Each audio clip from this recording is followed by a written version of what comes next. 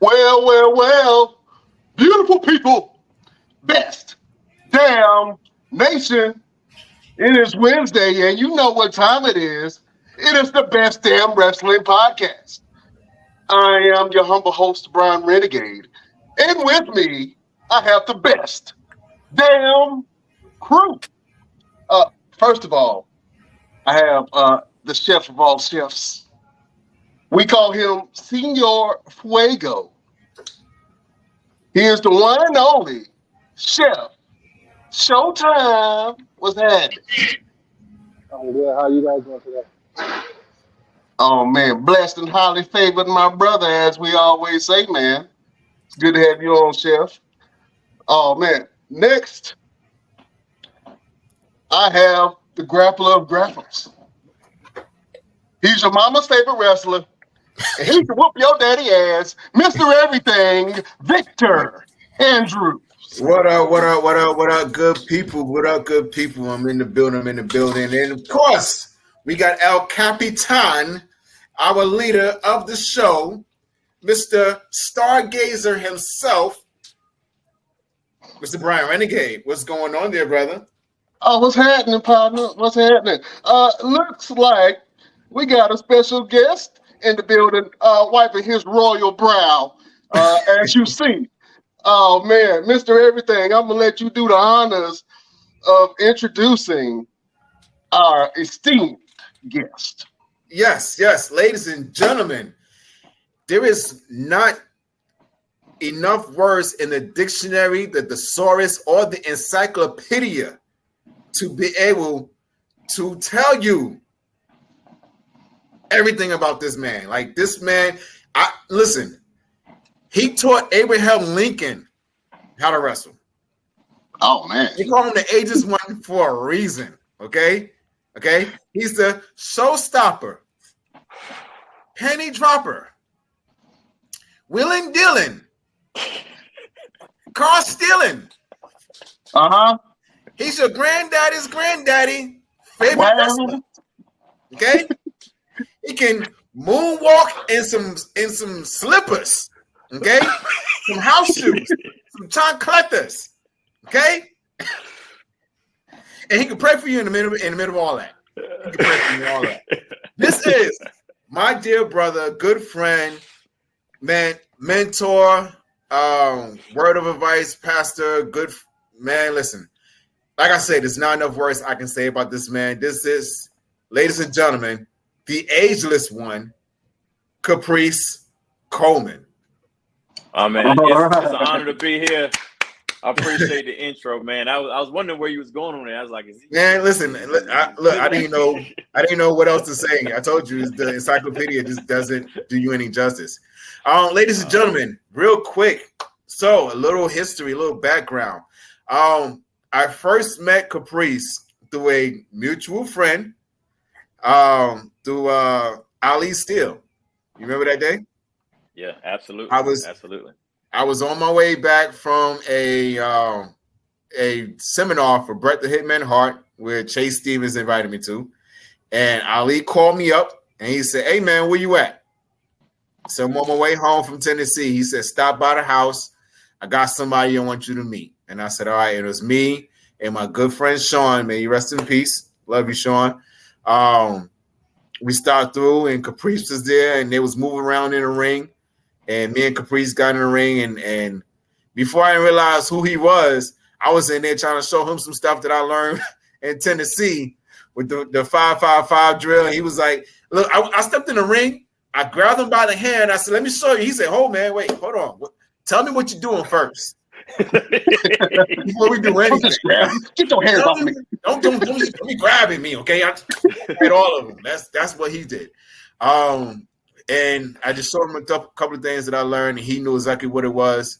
We got to move around in the ring, do a little bit of training, and I learned some stuff from him, worked a little mini match, and sat there and chopped it up. And we've been, man, I've been to brother's house. I've cut his hair. I've cut his son's hair.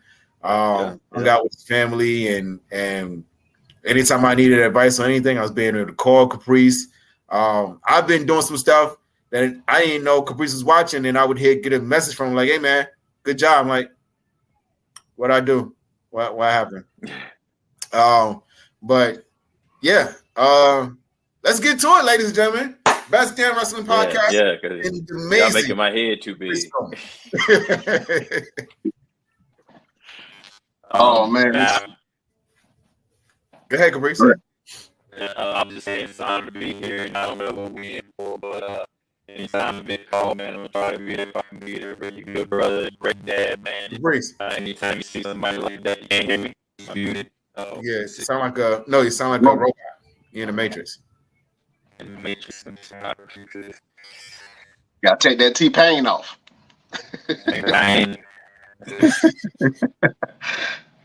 I'm on the Wi-Fi. You need to mess something up. Let's do the old school.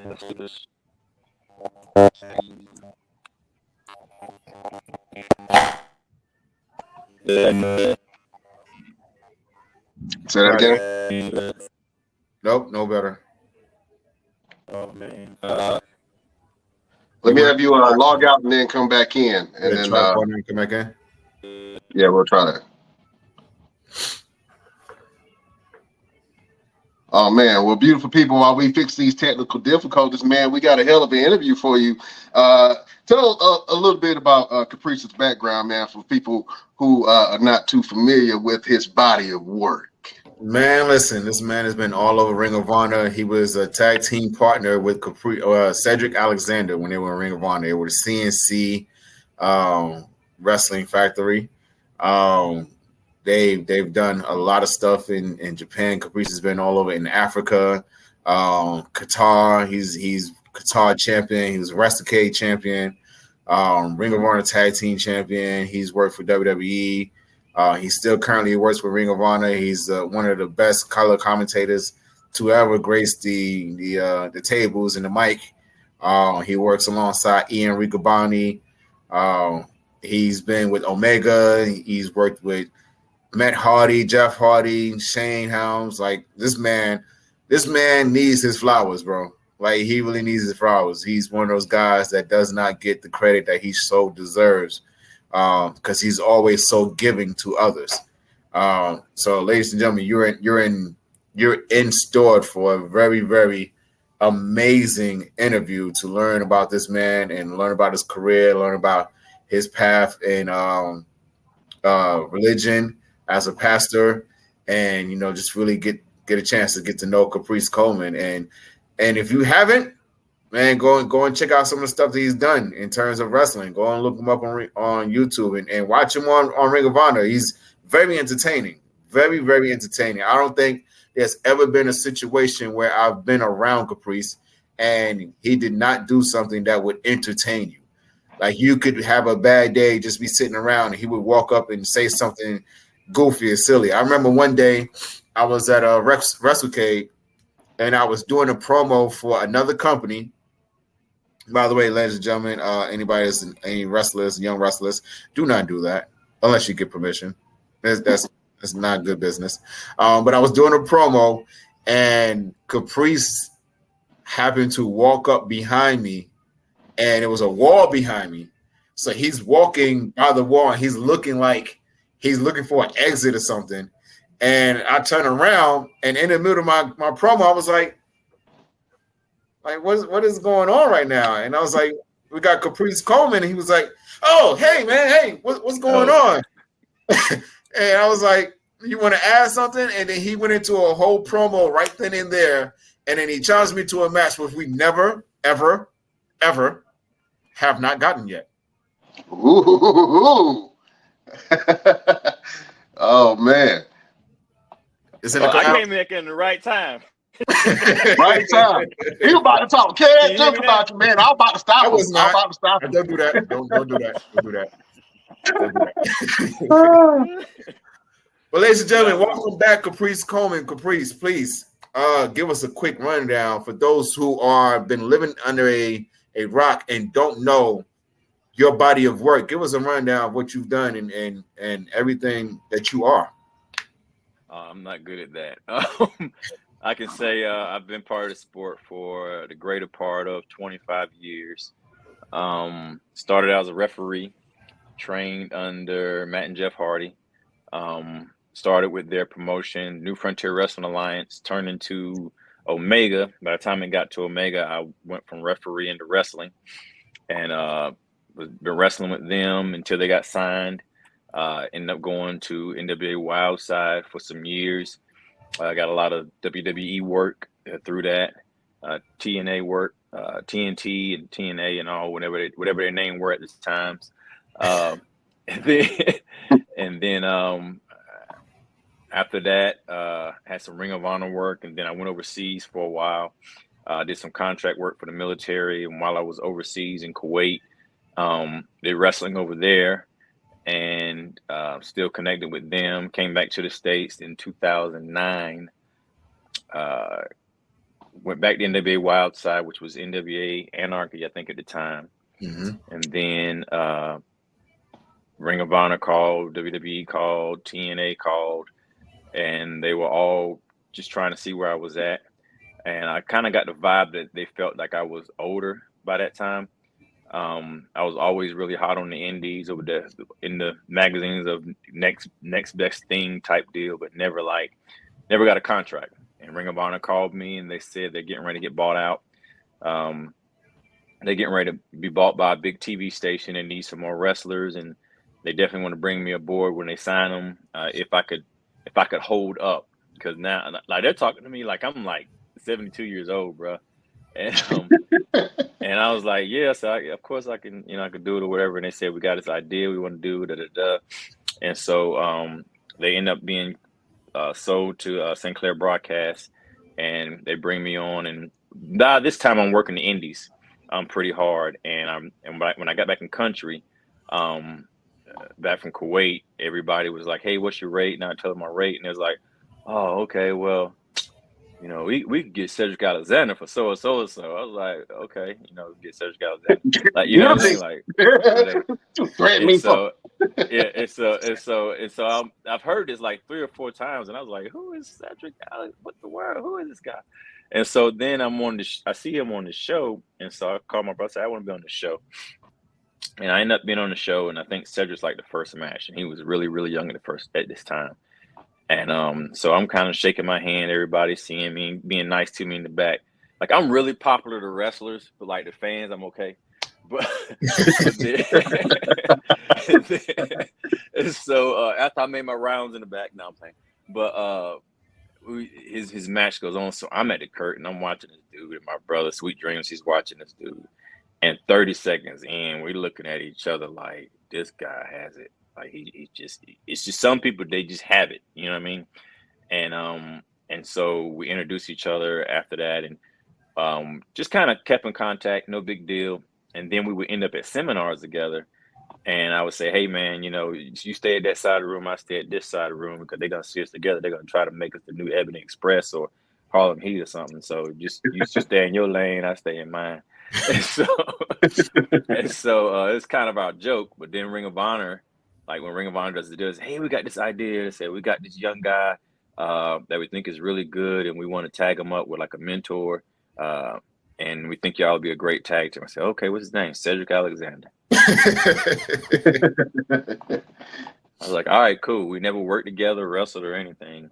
And we get up to the show. I think the show was in Virginia, if I'm not mistaken. And that was like the first time we like planned a match or anything. And we went against, I think, like Future Shock, was Adam Cole and Kyle O'Reilly.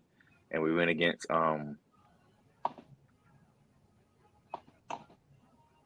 I can't think of their names now, but they're a pair of brothers, and they had like their gimmick was like their mama's boys.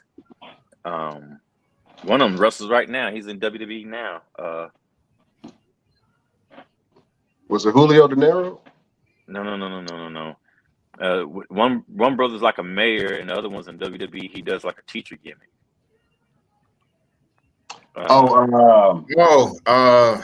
Chase, Andre Chase. Yeah. What was they were anyway. Dang, I'm having a brain fart, but they were tremendous guys, great wrestlers or whatever. But we wrestled them like that was our first match, and the first night we had 2 matches, and they loved us, and like we didn't have a name or anything, and we were kind of in the ring like, like this is good. Like, you know what I mean? And so we got signed and been at Ring of Honor ever since. And we had a tag team run. He of course went off and went to WWE and all, proud of him and all. But I just stayed with Ring of Honor, and Ring of Honor just never lied to me. Then the pandemic happened. Ring of Honor went out of business after the pandemic. They paid us through the pandemic. I don't even know if I'm telling the side of the story you want to hear. That's why I'm like, I'm not good at this. Tell me what you've done. No, man, keep going. Keep going. And so, and then everybody's contracts are running out or whatever. And then we did the final battle, and just knowing that we were told that it'd pick back up in like April or whatever, but it was kind of like we were taking a hiatus. And then at the end of April, I'm turning on TV, and my new boss is Tony Khan, and we didn't know it. It was kind of like it was kind of like me watching TV. I'm finding out then we didn't know if he was gonna use Ring of Honor for the video archives, or if he was gonna just take a couple of guys and just kind of be done with it, or what. But by the grace of God, man, he took it and he has his heart into it, where he's really trying to like do something with it. And I was part of the first 10 people to be called back, and I've been there since. So I work for Ring of Honor under AEW now, and I just keep in touch with people, man, and I just try to show love, bro, because I've been on all aspects of wrestling, from refereeing to wrestling to managing to producing to talk show host to commentating, and that's kind of where I'm at now. So I'm literally like, they call me the Swiss Army knife of pro wrestling. Mr. Versatility. I'm not Mr. Everything. That's Mr. Everything right there. But yeah, that's just kind of been my thing, man. And God, I've just in my career, I've always said yes to opportunities, and it's blessed me to where I'm able to do a lot of things in the same sport. Gotcha. Tell us a little bit about your transition from being a referee to a wrestler. Like what went through your mind when that opportunity was approached to you? Like, hey, would you like to actually wrestle rather than referee? Word up, bro, for real. It was like that, because it was like I was in practice one day, and like I said, we all, Matt and Jeff, and we all practiced in what's his name? Cameron Grimes' yard. His dad's yard. He had the ring in his yard, and so that's where we trained at. And then when I first came, I came as a wrestler. I wanted to wrestle, but I was very small, and they had Shannon Moore, and Shannon Moore was their like underdog, and it was like, well, we can't have like two underdogs, at the same time or whatever. And so when they initially brought me in, it was like, well, you just referee. But then, like I said, I was with them for I don't know how long. I don't want to say a certain amount of time and be wrong, but I was just there at one practice, and Matt was like, hey, I think you're ready. And like when he said that, it was, I don't know what I did, but I want to say I was like, ready for what? Like, you know what I mean? Like, what am I ready for? And he was like, hey, we got this show coming up in Southern Pines. And because I was like, bro, when I was in wrestling, I didn't care what I was doing. When I was refereeing, I was inviting people to the shows to watch me referee. Like, I didn't care. Like, I was part of the show, you know what I'm saying? And so that was kind of my thing. And I had an entrance and everything. I had a theme music for refereeing, bro. Like, I would come down the aisles and jump over the ropes, all that stuff. And I'm serious. And so then when I actually got to wrestle or whatever, I thought that was it's a big deal. It was a big deal for me. Gotcha. And then during that time, was Matt and Jeff with WWE, or were they getting ready to start working for them? How does that all kind of intertwine? They were doing like extra work for them. Mm-hmm. You know what I mean? So they were kind of those guys where at the time when you say, hey, I'm wrestling with Omega or whatever, those guys that get beat up on TV, those Hardy Boys, and but everybody knew who they were because they were on TV. But some people just thought like that's as far as they would go. But everybody that was around them was like, yo, these guys, like, you know what I'm saying? Or it. And so slowly but surely, people started really like falling in love with them because they were always who they are now. They always felt they were that way. You know what I'm saying? And so they would go places and they were in character, and Jeff is always wearing the stuff, you know, everywhere they go, they just got attention. You know what I mean? And so, and I think that's a big thing that got them signed as well, is because not only could they wrestle, but they stood out. They stood out everywhere they went. They had the muscles, they had the look, they had the wear, the confidence and all. And so, yeah, it was kind of like, you know, hindsight, it's like I'm looking at these guys like, yo, like, this is it. But I'm thinking Omega's it.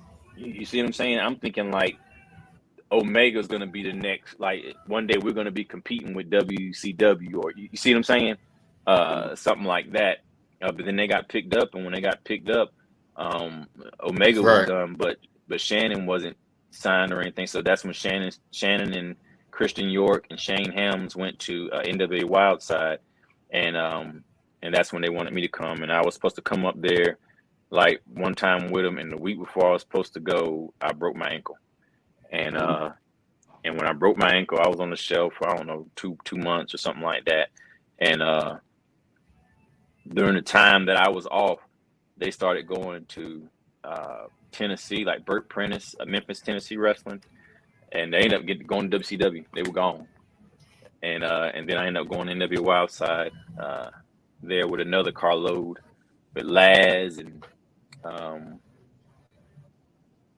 another trainee. His name was Will Powers and Chemo, and this other guys just kind of trickled in type thing. Oh man, let me ask you a question real quick. Do you remember when you fell in love with wrestling? Yeah, man, I was probably 3 years old, bro, and I turned on the TV and I saw Dusty Rhodes, and I didn't know what pro wrestling was. I was just young, and I just saw him shooting a promo. I want to say it was talking about the devil in the boot or something. I just seen him, you know, talking, and he sounded like somebody I'm related to the way he was talking. And I was just kind of hooked on it, you know, and was young, and I didn't know they was pro wrestling. I think I was more hooked on, you know, when they was on the microphone talking, you know, doing the interviews or whatever like that. And then I started seeing the wrestling. To me, that was just the coolest thing ever. And growing all the way up 6, 7, 8 years old, I was probably 6 years old before I realized, oh, this comes on at certain times of the day, and you know what I'm saying, this and that, because I would just happen to catch it sometimes. You know what I'm saying? And so I wasn't old enough to say, oh, turn to wrestling or whatever. Like, or what I would say, they'd be like, it's not on right now. But then when I got old enough to realize, oh, this is what comes on, or you can buy like a little TV guide and it tells you when wrestling come on, or whatever. It got to the point where my mom took me to a yard sale, and I bought like a black and white TV and put it in my room, and I could watch all the rest, and the rest of my family could watch whatever they wanted to watch. Oh man, you was a go-getter from an early age, brother. Yeah, I was, man, bro. Let me tell you something. I was so into wrestling that when I would get on punishment, like my mom would, like when I get grounded, I would get grounded from wrestling. It wouldn't be you can't go outside, you can't do this or whatever like that. It was like you can't watch wrestling, and that was like no, that was like yeah, it was, bro. It was brought before the pastor because he's obsessed with this stuff, man. It was it was pretty bad. Oh man, trust me, I understand that, because that's what I do with my son now. He's suspended from wrestling. He's losing his mind. I think he's been suspended from wrestling for about a year now.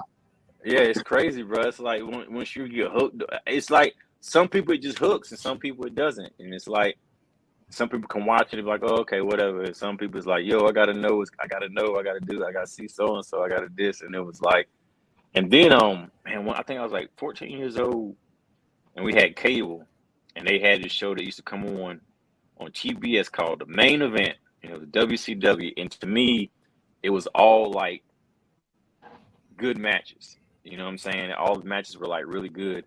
And so but it came on at like 1:00, and church didn't get out to like sometimes 1:15.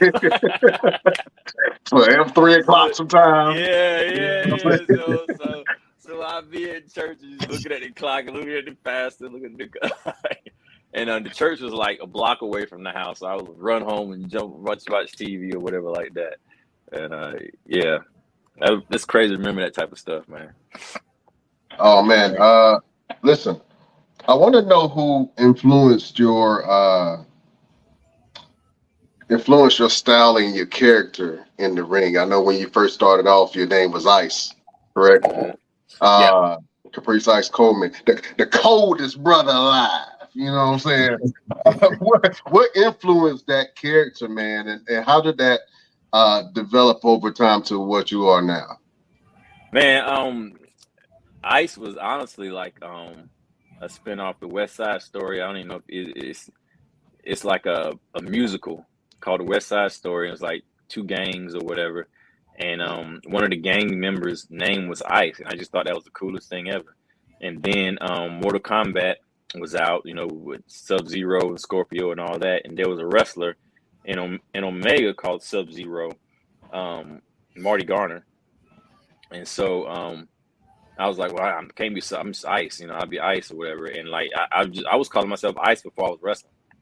You know, I was like, well, I'm Ice. I'm, you know, this, and it just kind of stuck. And then I think they let me have it for a while just because I believed in it so much. And then it went from Ice, the coldest brother alive, to like the notorious ICE. It was like I can't excel, yeah. And just this stuff to build on that. And then wrestling started changing to like more like people using their names and stuff. And so it went from that to Caprice Ice Coleman, and then like just Caprice Coleman. And then after that, you know, it was mostly just Caprice Coleman and whatever moniker would be attached to it at that time. Oh man, that's awesome. You talked about growing up in the church, man. And you know, I think for me, I grew up in the church as well. Was that a difficult? Matter of fact, when did you get called to your ministry? And can you explain a little bit about what your ministry is now and how it plays a role in what you do? I want to say I got called to preach when I was like 14 years old. I was raised in the church and all, and around 14, I just started having like these dreams that I was preaching and that I was supposed to preach, and then I had this one dream that this guy was like crossing the street, and everybody was like, "Hey, you're gonna get hit by a car, you know, stop, whatever." And he's kind of looking at them like, "What?" You know, you can tell he's getting ready to cross the street, and he was like, "People were like, he gonna stop, you're gonna get hit by a car." And he couldn't understand what they were saying. I was like, "Hey, stop! You're gonna get hit by a car." He was like, "Oh, thanks, man." It was like he understood out of everybody. He understood me, Mm, and they told me that like the interpretation of that is that, you know, not only was I going to preach, but I would have a message that anybody could understand. mhm. And that's kind of been my ministry. And growing up in church and all, with mostly like I've done like youth pastor type stuff, and then I had contemporary service where I actually pastored a service for years, and then went overseas, worked under a pastor there, came back and to my home church and was like associate pastor for years. Then we moved to Charlotte, and I started working at the church here in the music department, and then of course ministry there. And then recently, like after the pandemic, you know, a lot of churches kind of stopped having church or whatever like that, and there was a church up the road that didn't have a pastor.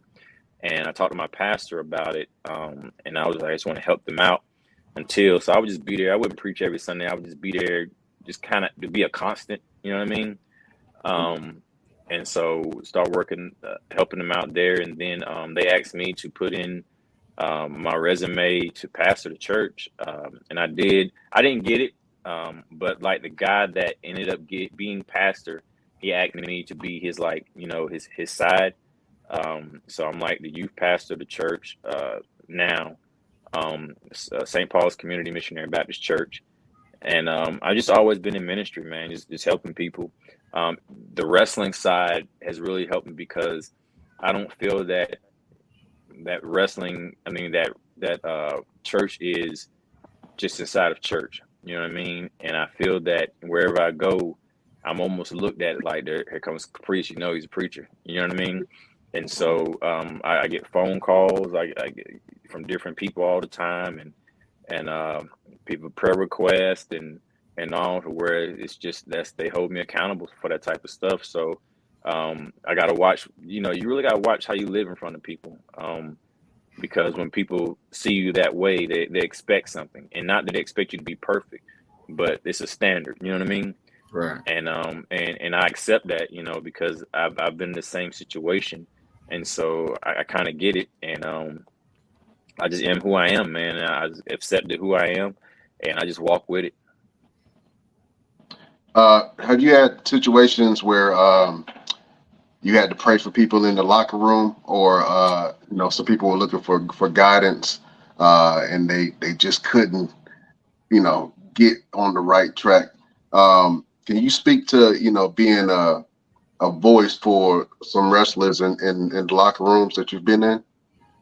Oh man, yeah, absolutely, man. I've definitely had a, a lot of times where I'm talking to somebody in the locker room or whatever, and we end up praying or something. And I don't make a big deal out of it. All of it's kind of like most of the time, honestly. Some people just want to be heard, and it's not like solve a problem or whatever like that. But like, if you could hear a person, and then also being able to let them know, like, okay, now I'm gonna be honest with you. You know what I'm saying? Because Yeah. some people, some people want a pat on the back or whatever like that. But then sometimes, if you always broke or this always happens, sometimes you have to look in the mirror and be like, what am I doing to cause that? You know what I mean? So sometimes there's some practical answer to stuff, and some real life situations and all that. And I think I'm old enough to where people respect my wisdom as well. And so I'm just honest with people, man, and praying. And I've had bro, I could tell you something that happened to me last week that probably blow your mind, bro. It's like I got a phone call from a wrestling promoter that just kind of texts me every now and then. But somehow he tried to call me, and I couldn't answer at the time, and I called him back. And long story short, man, the dude had a demon in him, and like legit, I don't even know what you believe, bro, but like I thought I was gonna die last week, and the reason why is because I've seen demons before in people, but I've never as loud and as like pronounced as this one was. You know what I'm saying? And it's like the dude couldn't talk. He couldn't say Jesus. He couldn't say anything. We talking, and as soon as we started talking about religion, he said he felt like something was crushing his head and had their fingers in his ear. He felt like he was on fire. And this ain't somebody acting. This dude is like in his 60s, bro. And I known him for like 14 years. So this wasn't some dude trying to run game or something like that. You know what I mean? And so by the grace of God, man, like I stayed with him, and it ain't me. I was praying, to God, bro. Like that's all I knew. You know what I'm saying? Was to plead the blood of Jesus and what I was taught. I kept doing that, and then he went from not being able to say anything to being able to say Jesus Christ. This all in an hour, so this ain't like 5 minutes from me. I was like, I'm not hanging up this phone. Like, if I die, I'm just gonna be like this.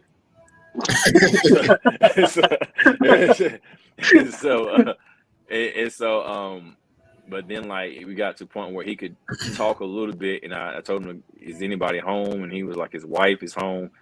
And maybe 5 minutes later, you could hear his wife, and thank God his wife was a believer. And she's praying on the phone, like she's praying, and she's like, "Lee, get out of him, Satan! You get out of him, you demon! You did, And we were both praying together, and like a few minutes later, it left, and he was like, "Hey, who's this?" And I was like, "Caprice." Like, "Hey, Caprice." I'm like, Wow. "Bruh, like you all right?" Like And he was like, "What's going on?" And then like slowly but surely, he was like, "I am tired." You know what I'm saying? And he was like kind of recalling stuff. And his wife was like kind of freaking out. And I asked his wife, I said, "What happened?" She was like, "Well, she was asleep. And next thing she know, he came to the bedroom door and just fell." And he was like convulsing or whatever. And she was explaining like his eyes and all that stuff. And she heard me praying. So she started praying. And like the Bible says, with 2 or 3 are gathered, And after that, man, we talked some more, and I was able to lead him to Christ. And he definitely, said the name of Jesus Christ and accepted Jesus Christ as personal savior, and all. And was talking about the steps to do from then. And the next day I called him. Like I didn't mess with him no more, but like later on that night, he sent me like, "Hey, just let you know, I love you. I really appreciate you staying with me," or whatever like that. He said, "I'm going to bed." So all right, and the next day, that afternoon.